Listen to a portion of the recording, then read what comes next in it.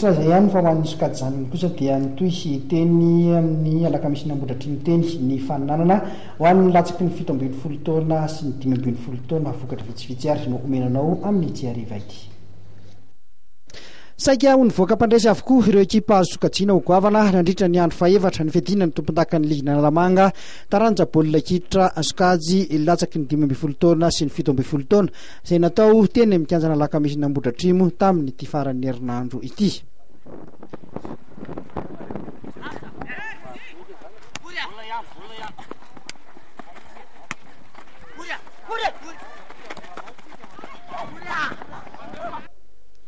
Anisan'ny vokatra nisongadiny indra tamin'izany nandavon'ny ekipa ny All-Star miakanjo mavo ny ekipa ny Jeune Mada tamin'ny isa 3-0.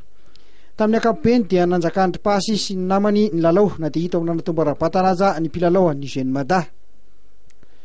Torak'izany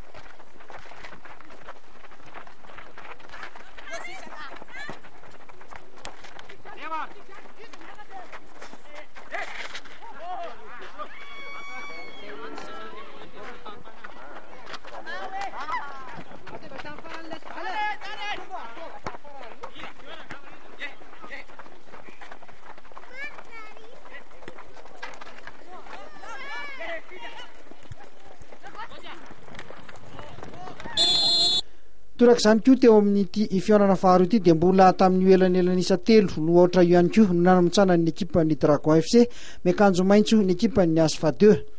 Teo am-pialana sasatra dia efa nitarika tamin'ny isa 2 no ohatra ny ekipa ny Dragon FC tamin'ny alalan'ny baolina nampidiry ny tery. Mbola ny ampy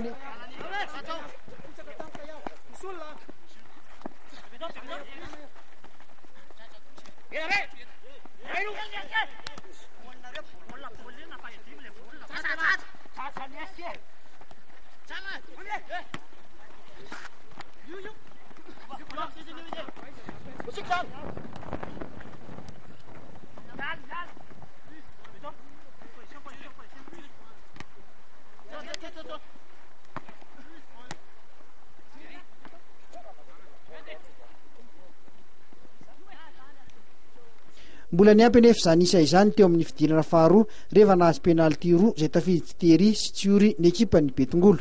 Mbola hitohy ka hiditra amin'ny andro 15 ny fanitsanana amin'ity